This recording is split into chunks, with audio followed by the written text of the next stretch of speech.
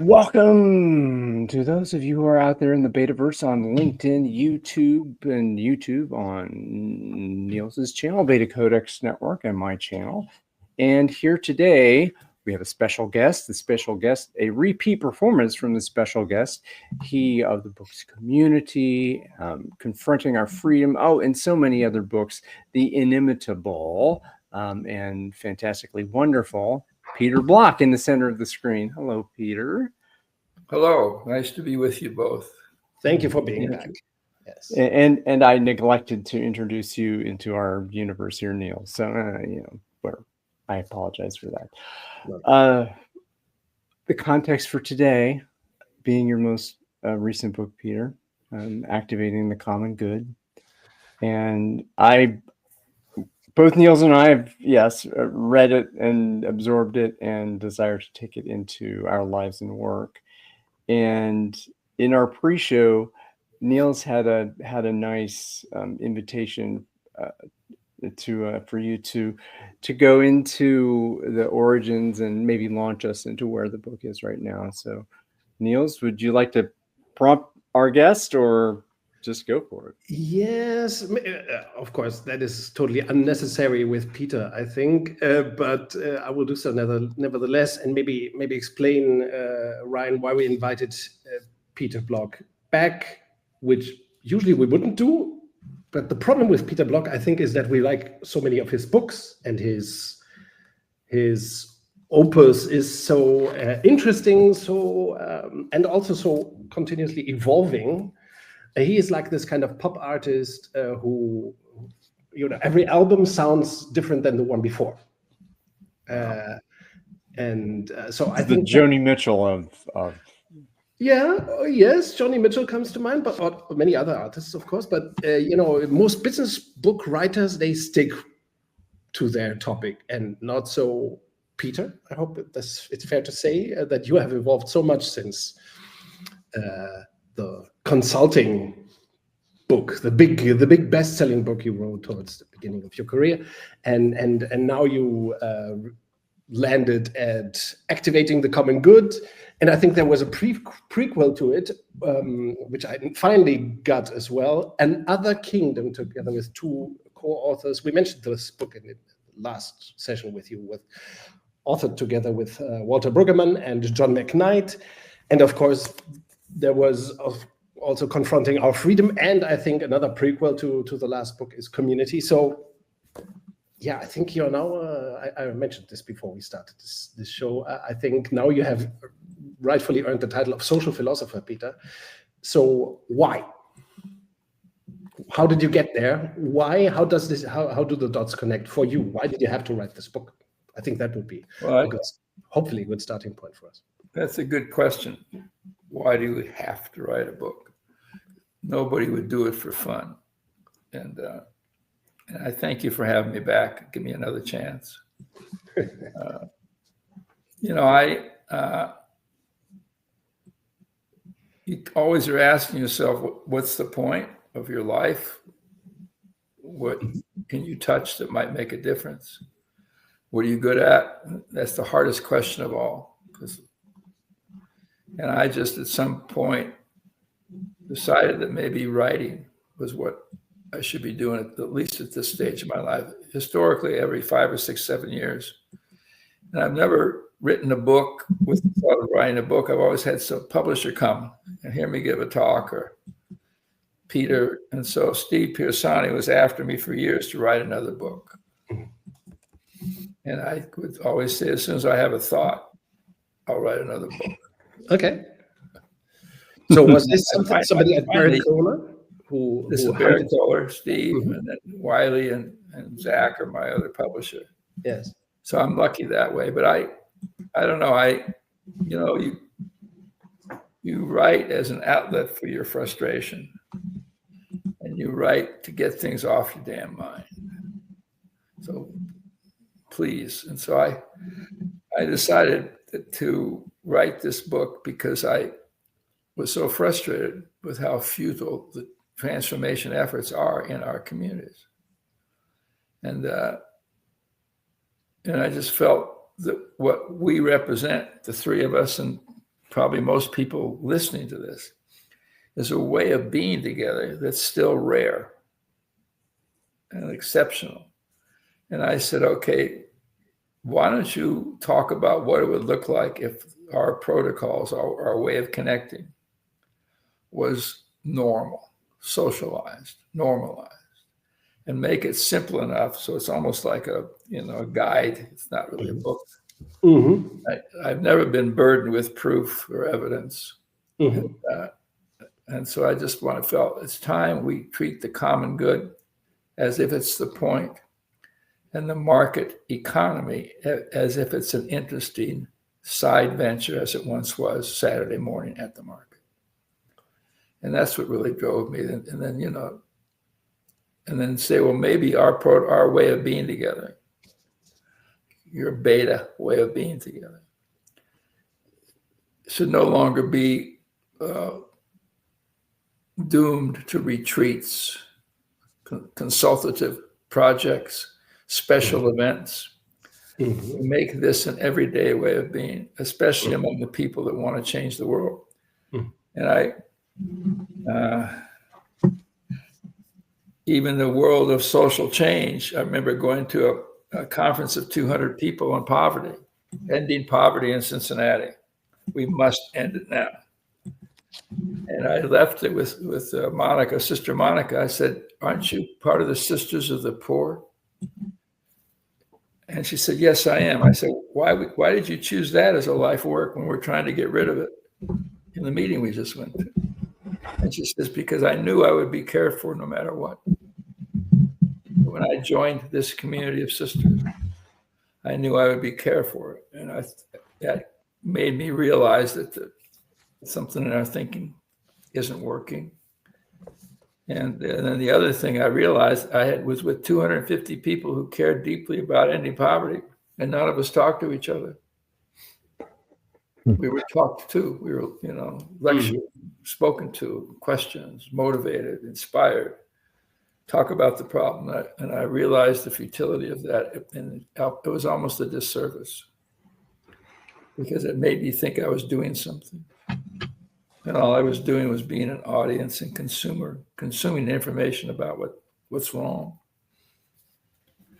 That's a long answer to a question you didn't ask, but that's what we do. It's a good answer. Ryan, you? I think to me, there's so many really wonderfully, not simple, but just clear philosophies of how you do your work. And this, you just touched on one of them. This is about the difference between purchasing a solution and producing a solution, or consuming versus creating.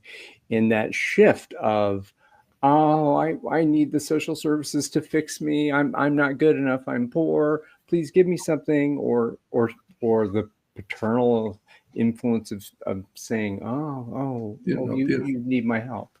And I wonder if part of that frustration that you were feeling in that convening, that was kind of in your heart, like, why are we depending on those folks? And that's a curiosity of mine. Does that resonate with you? Beautifully spoken, perfectly. I hear to, and see, if people tell you, if people have an incentive to focus on what you need to do to be better, you begin to think they're right. And so if you tell me, Peter, you really need to stop interrupting people, come on. Peter, you really need to make eye contact or look up when oh my God, I need to be fixed. And as soon as I need to be fixed, then I become exactly what you said, right? I become a consumer, a user. And our work is to become producers. So instead of the market economy, which says that unless something has value, there's a quote I just read in this book. And am I allowed to quote from my own book? Please do. This is Jonathan Rowe. At least it's not me. He says, though the commons is everywhere, it is little noticed. And I would say, even though people like us are everywhere, we are little noticed. Okay. And for economists, it's a kind of mass that awaits the vivifying hand of the market to attain life. Our work in change in beta world is never going to be on a massive scale. And so we have to wait for the market to attain them. Forests are worthless until they become timber.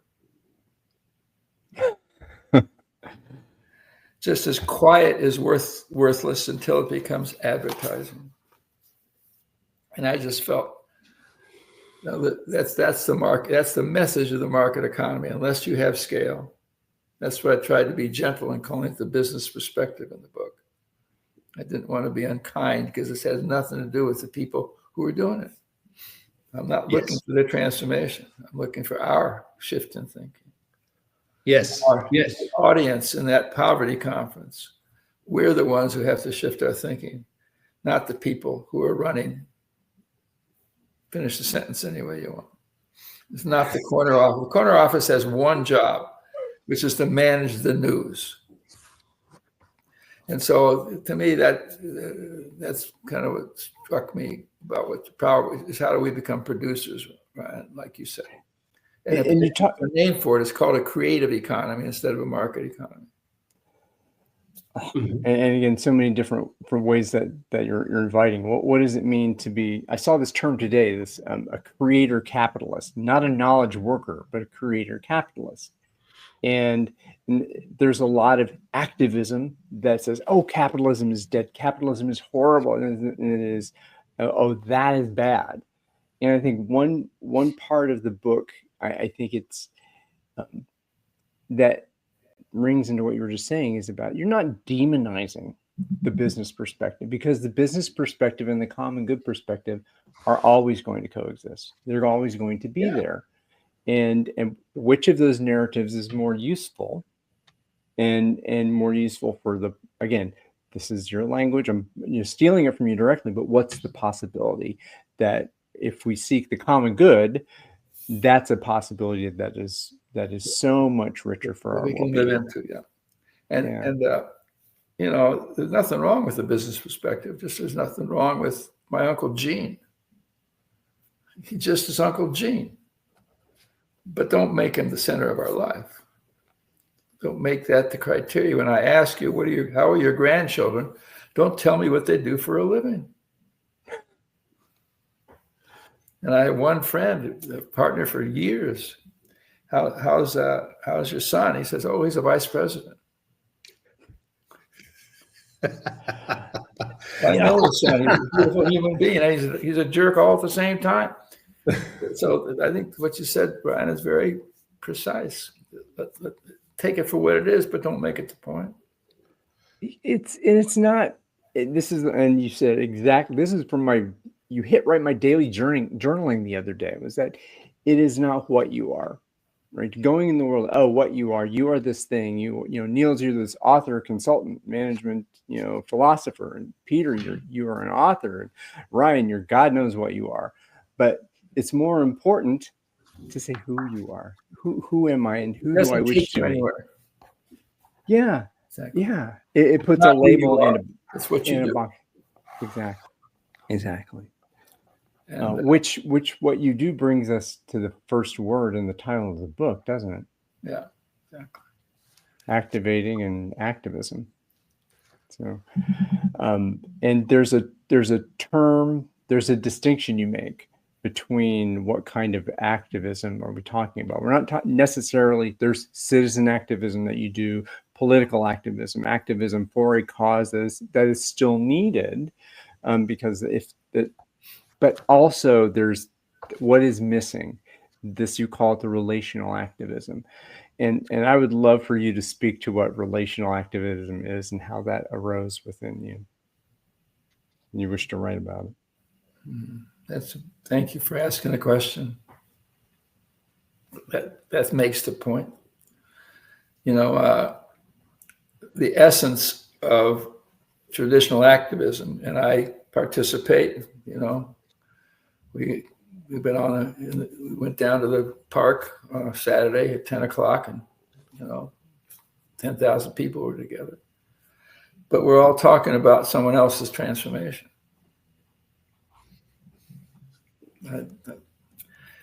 And what a waste. Mm-hmm.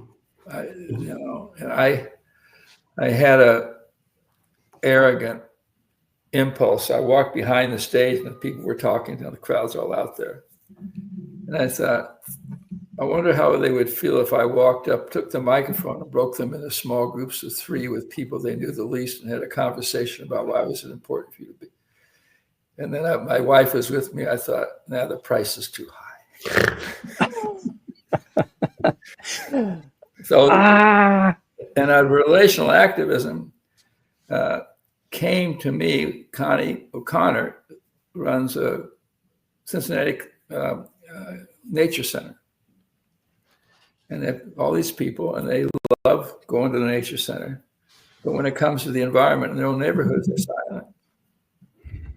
And she said, we thought if kids, we've been doing this for 40 years here, and we thought if we get kids loving nature soon enough in life, they would take it into the world with them. They don't. They use it as a retreat. And I thought that's a great metaphor for our profession.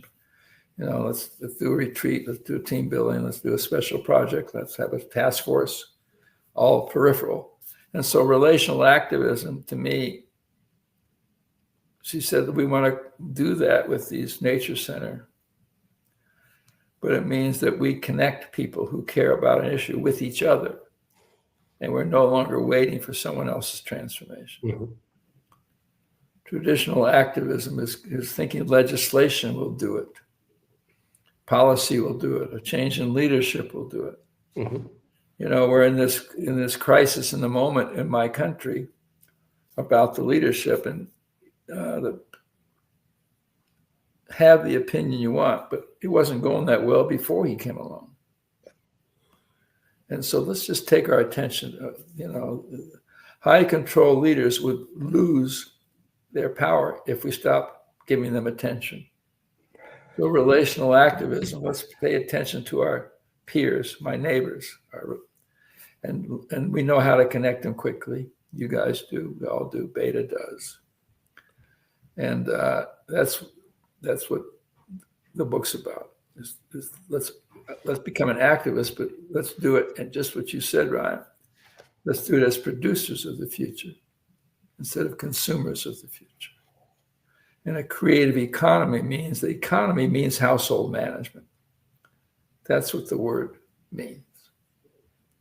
Now we've taken it as a context for our whole culture. So a creative economy means that we will decide together where I live how we want to produce our well-being, including our markets, including our food, including our exchanges, including our schools, including our coffee shops and restaurants and malls. But let's the 3 of us decide for this hour the world we want to create. And the problem is it's so rare, it's hard to describe, but we know how to do it. People watching this broadcast all are doing it in their lives, or they wouldn't be drawn to this subject matter. It's just that I allow myself to be a human interest story. Isn't that cute? Oh yeah, I went. It was awesome. We had a great weekend. Now let's get back to work. You're inviting the fields of study where these things happen too. The human interest story has to do with the journalism in our communities. And what's the story that you tell first? And what's the story that you want to have remembered? And what does it serve? The business perspective. And the common good story is at the end. It's an externalized interest. And when businesses impact the environment, they call it externalized costs. So the business doesn't pay for the air it pollutes. Well, we participate in that in the same way. And we consider the commons an externalized focus of attention. And you're right. And so what we decide as news is a huge conversation. Which is a chapter in the book, by the way, on you dedicate a little chapter in the book to journalism as well. Yes. How it works, how it could work different in a common goods perspective or with a common goods mindset. By the way, can just to relate the thing back to the book for a moment, and then we can go anywhere again, just so that anybody who listens into this gets an idea of the book as well. And I think you both beautifully distinguish the business or commercial mindset on one side and the common goods mindset on the other. And what you say in the book, I think, is that we have way overstretched the business or commercial mindset and are trying to solve problems with that kind of thinking that cannot be solved with, that can only be solved with the common goods mindset. And in fact, that this common goods mindset should be first fiddle, so to speak. And that's the point. Yes, it's not the only point. Yes, and to me, the school symbolizes that. Mm-hmm. As soon as I go to school, what's the first thing they do? They put me in competition with my peers. Mm-hmm. Yes. And they anyway, keep going. Yes, I think education, health doesn't matter. The hospital. Journalism is another thing. Journalism, the buildings we design, the architecture. Yes, and we cannot solve our current problems with the commercial or business mindset that we have learned to prioritize in a way, and we are unlearning the other thing. And if we care about economic and social justice, the business perspective won't get us there. Mm-hmm. Period. Yes. And in a way, I think you just put it beautifully. MAGA and Trumpism is a likely outcome of that. It's just a variation. Yeah, decades of overstretching. That's why the conversation that the news declares essential, right, left, doesn't take us anywhere. Yes, yes. Because you call yourself, paint yourself whatever color. You like red, you like blue. I don't know what the colors are in Germany, okay? But that conversation doesn't go anywhere. It argues over things that aren't under our control. Yes. By the way, your book, like, for example, reading a book by Timothy Snyder or Mariana Mazzucato, it gave me the creeps a little bit, I must admit. As a German or European also, I kind of, I felt I mean, I lived in the United States for 5 years. So what did you feel? What did you feel as a German? What were the creeps about? I think the United States as a country, of course, that would deserve differentiation because the United States is not just one thing, but overall, I think the United States have gone too far and way farther than what we have done so far. And of course, in Germany, there's a trend towards... and we give them enormous attention. See? Exact. And yes. It's 25%. We say, wow. No, it's 25%. Same with my family. 25% of my family's nutcases. So what? And I really think, I do think that that's why I'm looking for a third way. Is another way to put it. These books are about a third way. Mm-hmm. And then the third way is where we give our attention. That's the beauty of your producing this show, is you're trying to give people another place to put their attention. Yes, yes. And because that's the only thing I really control is what I give attention to. Everything else is complicated. You talk about another thing that we can give attention to, which is the appropriate words and language. I love that about your book, by the way. It seems very simple. The language is pretty simple, and that's not meant as an insult, much the opposite. I think the language is very down to earth, and still you use beautiful language and explain the words. For example, how to get away from the term, from words like poverty. Exactly. Those are just fantastic. I learned a lot of that from Werner Erhard. Where he yes, you mentioned him. Do you want to talk a little bit about that? I only knew that name because I think he was kind of close to John Denver when John Denver passed away. Was he? And as a child, 14, 12 years or so old, I was a fan of John Denver. Not sure why, but so I heard about this guy, and he seemed odd, and there was bad press about this guy. Yes, and he kind of inspired you, right? Well, I just, sometimes you hear a sentence and it changes. It gives you something. Yes. So you understand something that you always knew but didn't have the word for. And so when he talked about possibility versus problem solving, and you liking John Denver, now I know why when we play football in Germany, everybody plays a John Denver song. I didn't realize that was a culture. Now I understand. Maybe you haven't noticed, but I did not. Anyway, I think that's what we offer each other as a frame and a context to make mine what I've always known to be true. That's what I think I've tried to do with the books. Is there a language we can use that takes us somewhere? Yes. Yes. More than just describing the world. And somehow describing the world has its own ideological stiffness. Yes. There's a wonderful book, I forget her name, it's called Decolonizing Methodologies. And she talks about how anthropologists, when they study indigenous cultures, do them a great disservice just in the act of study. Oh, I want to study you. Well, stop that. I want to become you. I want to join you.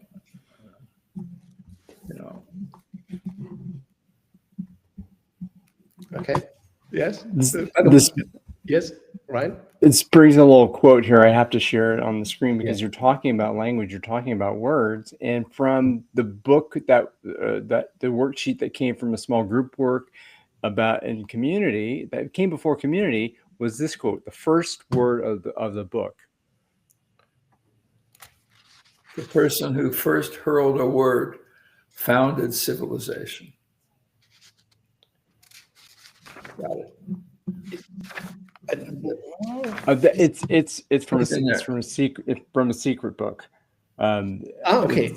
It was the book that preceded community. Yeah, from if I recall correctly, I think we talked about that a little bit before. We talk about ideas. The ideas are important. Ideas matter. They're the delivery system, and that's where it begins. And so, how you name something. Yes. I spent 2 years on calls with Warner Earhart on the. He said, "What do you want to talk about, Peter?" I said, "I want to talk about poverty. I want to end it." And he said, "Oh," and so then he went on and on. It was going to be a book, but I don't know if it ever will be. But to call somebody poor is to declare them broken. And there are cultures, or times when people not having money it was not shameful. They just did other things. And so I think for what we're trying to do with activism, with social economic justice, another alternative that I got from Darren Peterson, a friend who does the Common Good Collective, he says, instead of what do we call people if we're not going to call them poor? He said, call them economically isolated. Well, what difference does that make? You're just playing with the words. No, it's absolutely brilliant. That's far more than a wordplay. I think it's extremely economically isolated. Now I know what to do. I need to end their isolation and use the economic. Socially isolated. I think you use that in the book. Socially as well. too. Yeah. And that becomes the business case for relational activism. Is to end social, and we know how to do it. We just have to decide that it matters. That's what you're doing with this podcast. You're saying, okay, we're going to decide what matters, and you're a host for an alternative future. That's all. And our choice of works redefines the problem. I think that's the powerful thing. It's not a wordplay. Of course, it could be perceived as a wordplay, obviously, but it's not at all. If you say, instead of a person is homeless, you explain this in the book as well, that person is socially disconnected or something like that, or economically disconnected as well. Socially isolated. Yes. Then where does it takes you somewhere? What you call something takes you somewhere. Yeah. And if you and right now, by naming deficiencies, it takes us into deficiency correction, which doesn't. Which is an industry, a commercial industry all by itself. You explain that in the book beautifully as well. Yes. And so it's really just how do we create the alternative together? Now you have to see the reality at the moment, but you don't want to get too judgmental about it. You balance that very well, by the way. In the book, you do not just hold up the finger and point at everything. I did, but I took it out before I published it. You had a good editor. You had a good editor.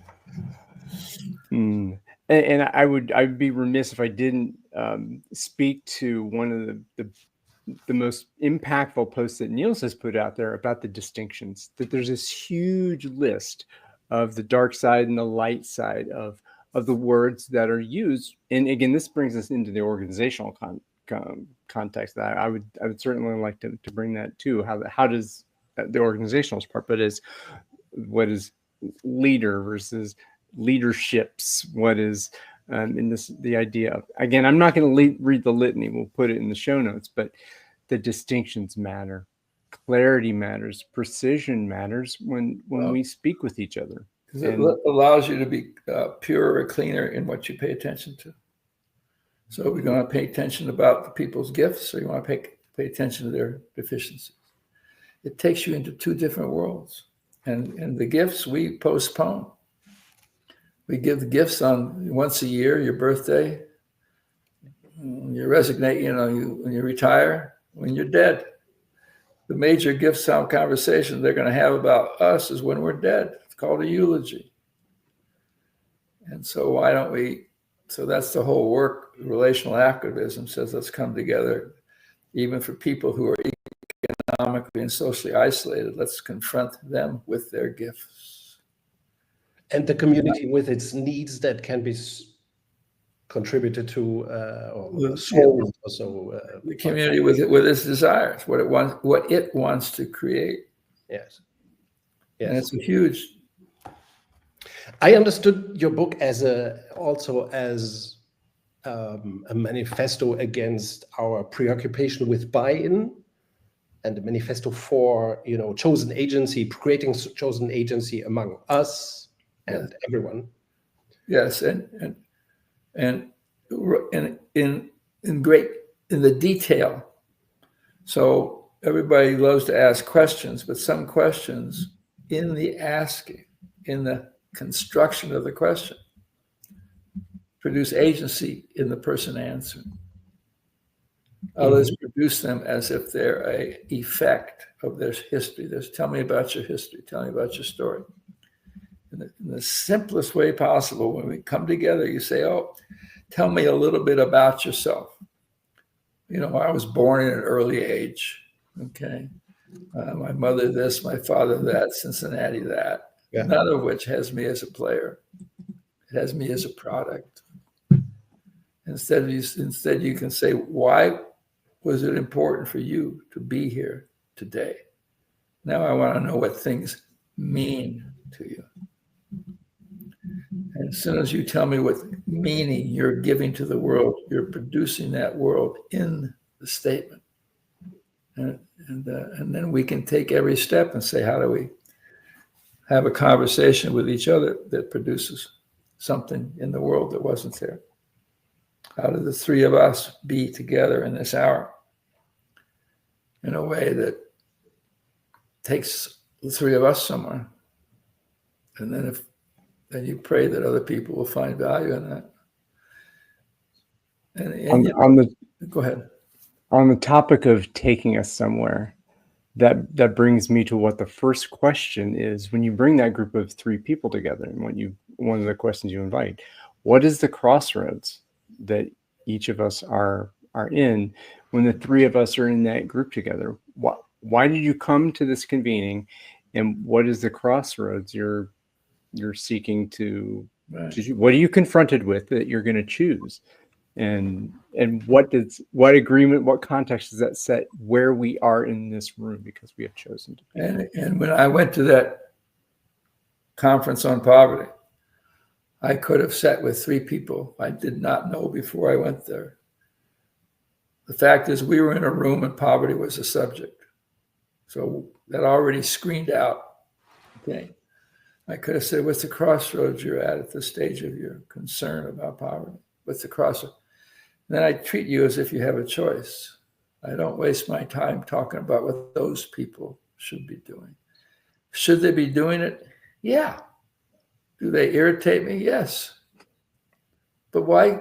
That conversation deepens my helplessness and makes me easier to control.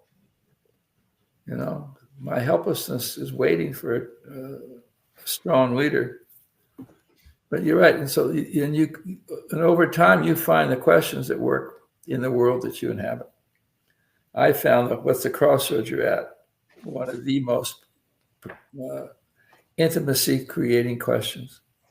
Which, by the way, you are detailing in the book as well. You call them the 7 conversations, I think. Yeah, right? 6 conversations. Yeah, 6 conversations. Yes, yes. I'm waiting for you for the 7th. Thank you for the invitation. I will think about it. Yes, so you are. There's a series of videos that you produced about this as well, which are. And each conversation brings us closer. Each conversation hinges on our vulnerability. You say, well, what about the gifts conversation? Isn't that our strength? It's not about your strength. It's about you naming the gift that you are. In the act of naming the gift you are, I'm extremely uneasy in doing that.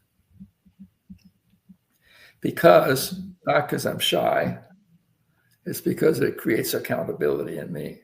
It's very personal and it's about accountability. Do I want to take on this responsibility for me and for others, right? That's the content of that, right? Yeah. Mm-hmm. I mean, commitment is the 5th conversation. So yeah, it's a promise. See, I make a promise without expecting anything in return. That way, if you disappoint me, it's got nothing to do with my fulfilling my promise. Otherwise, I'm living a life of barter. How our marriage, our life, our children gets commercialized. I think about this, exactly that phenomenon, because when I founded or co-founded the BetaCodex network, since then, I've been continuously disappointed with everybody else's engagement, of course. Right? But still, and rightly so. And rightly so, of course, but I still cannot wriggle. Yeah. How's it going? You know, exactly. Terribly, but I cannot stop. You know, and it's not because of vice. It's or trauma. It's because I think I have to do it. And of course, I have Ryan and others who are not disappointing me all the time. But you must have felt the same. And it's very. James Hollis says the purpose of marriage and long-term relationships is to be irritated with another human being over a long period of time. That is the point. The same goes for having kids, right? Having children. It comes right in the conversation. It's a commitment conversation, you know, or what better way to say you're committed. And ownership. I love the ownership piece too. Ownership, agency, ownership. This is what relational activism is about. And what I choose now. Do I want things to change? Do I want legislation? Yes, but I want to do it in the process where that becomes a result of us having been together. We don't come together for the purpose of that. And again, I'm so grateful that you value these ideas. Quite honestly, I'm trying to connect with them as well because I see that you have. I'm not sure if Ryan identifies with this, but for me, the BetaCodex is about organizations first and foremost. So there's a risk of overstretching what we are doing. However, of course, there must. I'm always looking out for the parallels in society at large. You know, of course, Beta connects to democracy and to our society. However, we do not see Beta principles so much fulfilled in societies. And your book offers it offers so many perspectives of how Beta our societies could be in our language, you know, or in our mutual language that we have chosen now. Ryan, yes? I was going to say almost every one of the it is such an alignment between your work and the 12 principles. I mean, I could read them off, and you could speak that each one of them speaks to about agency and confronting freedom and shared accountability. And just the one that sparked for me now was about this idea of mono-maximization versus all-around success. And I struggled with that one. I had no idea what that meant. But after a while, I kind of got into it. What that means, this mono-maximization, is the business perspective. Mm-hmm. It is scale, it is speed, it is stock price, it is all those things. And that's one perspective. And that's a viable perspective for a business. You need profitability to survive.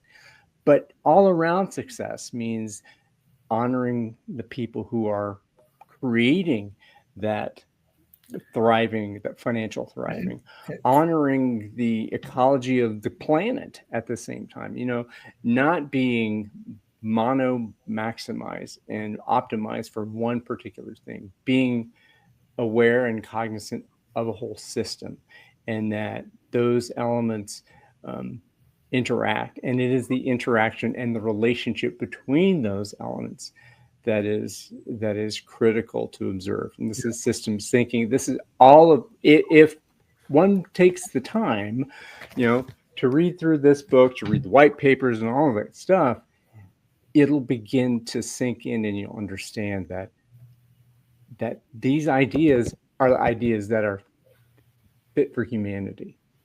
Well, they are about well-being. And you offer them so that each of us can customize for our own use. Otherwise, they become an ideology. And that's a mono-maximization in the linguistic world. It's called an ideology. And you can get very specific about the alternative. Just take debt, take usury. And so there was a time when people felt that usury was a problem. And now we've let go of that idea. And so what we're doing is trying to create different debt structures for legacy neighborhoods in Cincinnati. Because if your low-income people pay the most for debt, it's backwards. The rich people should pay the most for debt because they can afford it. And so, it's not only in the large sense, but also Niels, you said that, we've chosen the organization as you needed a venue. That was never your point. That is true. It was not the point. I know, but I went there too, because I needed to make a living. And so the first 30 years of my career was focused organizational life. Yes. But, it doesn't matter where you are. It's never the point. It's just the place where you happen to be. And so, of course, you see your beta world is wherever you decide to plant yourself, or whenever people will take from what you're doing, they'll bring it where they want to go. Yes, and it's also the question. I mean, where do, as authors, for example, we focus on certain topics like organizational development and so forth. But then after a while, of course, we have to look beyond that and look at what's the philosophy behind what we are preaching, or what we want to see emerging, and articulate that. And I think that's what you do, because we know how to type. And you're a good typist. You produce a lot of words. Yeah, I type and I talk. Leave me alone. But the world will invite you where you want to go. You don't have to decide what's next. You say, well, what's talking to me? And then you go there. I think you are too humble, though. I sense that I am too humble. Yeah. As a person, but in what if you say that you are a typist, typer, or a writer, you want to interfere. You want to mess things up. I do. I'm angry at the same time. We had this like being a cook versus a chef. Well, no, yeah. I'm trying to commercialize humility. Successfully so. Yes. And this brings me back to a thing that you said before the last show that we recorded together. You made this comparison between Peter Drucker and W. Edwards Deming, and you said that Deming's work seemed more progressive than Drucker's, right? I just liked it better. Yes, and I think it connected with you stronger. It connects with me stronger as well. And afterwards, I reflected hard about, okay, what's the difference? I discussed this with Silke, and she immediately kind of connected with what the main difference probably between the two is, and why you and I, for example, connect probably stronger with Deming. It's that Deming dared to be a consultant, really, and to engage in the situation with clients. He really was an obnoxious consultant, to his clients. He was very an activist. Yeah, he was a relational activist. He made yes, exactly, and that's what one doesn't have to make. See, there's no accountability consulting. That's why I loved it. I made a mistake. They just didn't call back.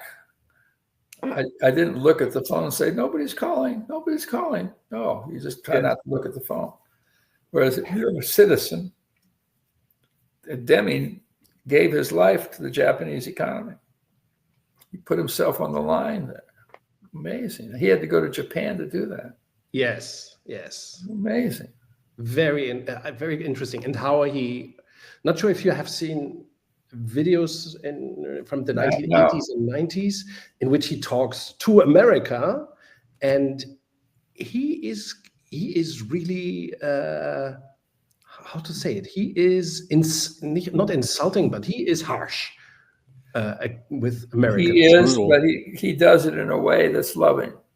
It is humorous, of course, if you can see it, but it is like the last thing we should export is management methodology. That's what he said about it. To a friendly country, we should never export management. So he was very adamant, and I feel the same in a way from your work. It's very, very, it's crystal clear in a way, Yeah, and it shows that you want to intervene. You feel you are elected. I found out halfway through my career that I could write. Yes. And it took me 4 books to trust that. Mm-hmm. And then, what was the first that you were happy with? What was the first book you were? The Flawless Consulting. That was my first book. Yes. And the one you were happy with as a writer? No, not as a writer, no. But then it worked. I felt fraudulent. I had 2 partners who were very conceptual, and I was doing boxes, okay, steps. I wrote it for an engineer and a systems IT person. And when I published it, I said, I hope Marv and Tony never read it. I will be Marv and Weisbord, right? Yeah. Marv Weisbord, Tony Petrella. Because they were very, and then it worked. And what do you do with that? But after a while, I realized that maybe I can write in a conversational way. Mm-hmm. I mean, you mentioned the engineer. That invites another book, that the engineer, the economist, and the artist. Those 3 roles from the answer to how is yes. I'm trying to think, which book was that? A book you were proud of, or was that a book that you didn't like? I don't remember. I'm proud of them after I write them, but the moment of turning in the manuscript, I won't use the word because I can't think of a gentle word to use. But well, the author below me on the screen here probably knows that feeling. And so what? You summon your arrogance to turn it in, and then it turns out later that it was fine. It was just some period. Exactly. It's not. I want to hop in here for a moment. We are at 10 till the hour, and just kind of a checkpoint. What is it that either of you wish to bring to this convening today that you've not yet had the chance to do? And you too, Ryan. What's unspoken that we want to? Thank you for asking that question. I have to say something about the it took me a while to get what this is about, activating the common good. I think rereading it, rereading it, trying to understand it, and marking many things, I thought that with each other, for each other, that would have been an alternative title. With each other, for each other, which is something that Ryan and I use, an expression we use, and brought to English. It's translated. It took me forever to come up with a title. The one I wanted was "We Are Not Divided." Ah, very good as well. And then the publisher interfered, right? I know that. Steve. Yeah, and then we looked it up, and there were 13 books already with that title. So okay. We Are Not Divided is a popular thing. We Are Not Divided, right? Yeah. And so I fussed over it. I could not find the title, which means I didn't know what the book was about. Yes. And now the relational activism, I would even go after it harder if I did it now. Mm-hmm. Something there. Mm-hmm. Yes. The more painful the world becomes, the more useful the ideas are, and they're everywhere. They're all within reach and walking distance. Yes. By the way, I have to accentuate this again. This book does a brilliant job, I think, at explaining the models of the two modes of thinking, and let's say also the concepts behind it, or the different layers of attention, so to speak. There is a whole chapter about, I think, 7 layers of focus, also where we should bring this model to, or where it matters. And you get, in the last part of the book, you even get to, you mention initiatives, community initiatives of different sorts, social initiatives by and large, that have brought this kind of thinking to life. So it's it's philosophical. It spans it has all the whole arch between the philosophy, the conceptual part, so to say, the language. You talk about the language very effectively, I think, and you mention you prove that it is possible, that it exists in this world, and all that in such a relatively slim book. It's a feat. It's an accomplishment. Yeah. Thank you. Congratulations. And I think that's what struck me, is that, certain phrase, they stick with you, and then you write them down because they stuck with you. Mm-hmm. You didn't write them down, and then they stick with you. But the notion that the future exists in the present, if we just look for it. Wow. And that's what and then I also wanted to take these ideas into specific areas like architecture. Mm-hmm. And I only did that because I ran across Ross Chapin and Christopher Alexander, 2 architects. We talk about the quality of aliveness, and then you take it into the church, and you do that because I ran across Walter Brueggemann and people in the church, and I have examples there. And so I feel that the church has the language we need. I don't care about the church as an institution, and then the economics, and then journalism. These things all are specific domains that we need desperately to become, to see an alternative future. Yes, I think that's something I found it hard to connect with that element of church or religion, but I think ultimately you're talking about faith, and I'm talking about faith. There's a beautiful guy named Kevin Jones, who, with his wife Rosalie Harden, have created something called Faith and Finance. Mm-hmm. And they have examples, and they hold conferences all over the US about where those two need each other. Wow. Mm-hmm. Ah, interesting. Okay. The word faith, theology, religion, and church have been commercialized, unfortunately. Mm-hmm. Yes, in many ways. We do actually have a comment here, Peter. If you have a moment to, I do. I'd love a comment. All right, so it's kind of, there we go. And he has three parts. Yes.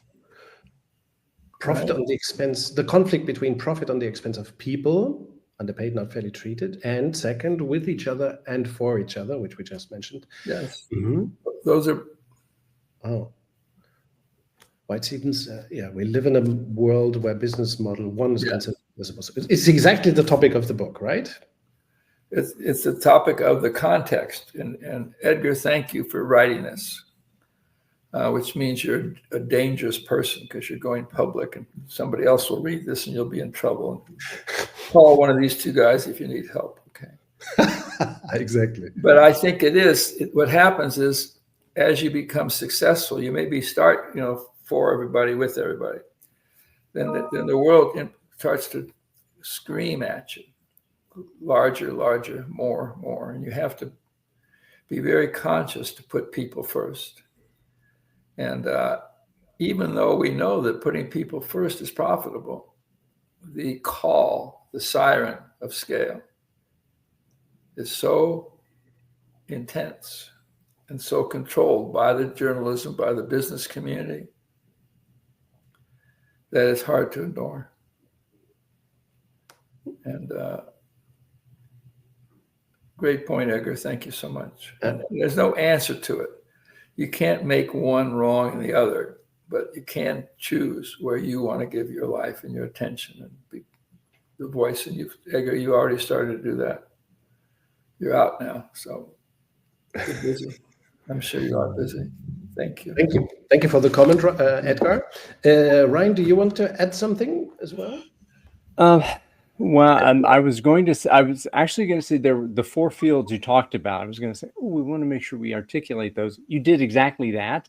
And I think the other piece I would add, just as going forward, is that what we do here in the BetaCodex, in the consulting that we, the beta consultants in the world, it's this fifth perspective that we talk about. What's the organizational perspective, and that bridge between the four fields that are so important, and what are the organizations, how do organizations embody the common good in those four fields, right? What is decentralization, federalization, democratization in the fields of architecture, journalism, and religious or associational life, which I would also say in the neighborhood. And that if the shift from the command and control paternalist alpha frame that we've been with since enclosure moves toward the common good frame, and the organizations we seek to intervene with embodies those principles and the laws in those fields, I think that's work worth doing. That's work that matters. And you can have both. See, before, like you say, enclosure is a nice marker, okay, where the public land becomes private.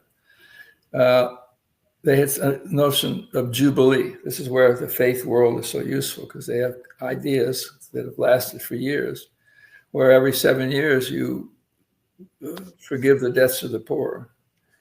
And what they would do every year after they harvest, they would leave the gleaning, the extra stuff on the ground, so poor people could come and eat. And so I could harvest the crop and distribute the wealth, the surplus, at the same time. And so we have those ready for us. And we did a Jubilee conference here in Cincinnati. And I really think you can get very concrete, even as organizations. What do you do with debt? How do you have access to finance? One of the examples in the book is this notion of dividend housing, where you take low-income people, and if they care for the place, they save the landlord enough money that they can either be paid $5,000 at the end of 5 years, or we're creating models now where they can buy their unit through their own sweat equity. So you don't need a rich friend or a rich family to start your own business. You can find structures. And this is what we're trying to do with the corporations, is to say you're giving millions of dollars to the community now. Why don't we find a way for your generosity to increase people's capacity to end their social and economic isolation? And the generosity is real. That's why I don't want to. It's just that it takes the form of charity, which is a colonial mindset. Mm-hmm. Mm-hmm. So it's fun. You can take these ideas wherever you want to go, and that's what you do with your BetaCodex world. Yes, we don't care what you're up to. Yes. What we are both saying is these ideas already exist in practice, or these concepts and this thinking already exists. It is not new. It is just too rare. It should be less rare. It's ignored. It's ignored, yes, and we're ignored. Shift our attention. I had a guy, David Cayley, once told me, I asked him to get involved with something with John McKnight and I. He said, "Nah, I don't want to." I said, "Why not?" He says, you guys are well honored, but you're ignored." And I thought, that captures it. Honored and ignored. So let's do something about that. Like so many other people, like Mary Parker Follett, who I studied a little bit, of course, and even W. Edwards Deming, I think, is in that zone. Everybody kind of heard his name, but in business schools, it's like the odd opinion, the minority report that he represents, right? Or Toyota even, yes, which is bizarre. Yeah. Or they're the management heretics, or the heretics. Exactly. As yes. Call out to our buddy Art Kleiner, who may become heresy was punishable by death in the Catholic Church until 1908. And when the Gutenberg Bible was printed, the church bought that, made it a bestseller because they didn't want lay people to read it. So that's no small thing. It's quite enough. That's part of it. We call a heretic. It's a real thing. Yes. Or we also talked. One of the first guests we talked about in this series, Todd Bridgman. His area of study is called critical management studies, and it's got kind of this tiny box, And it should be mainstream, but it isn't. Or Maria Montessori in Germany, still call it alternative didactics or alternative pedagogy, or alternative medicine.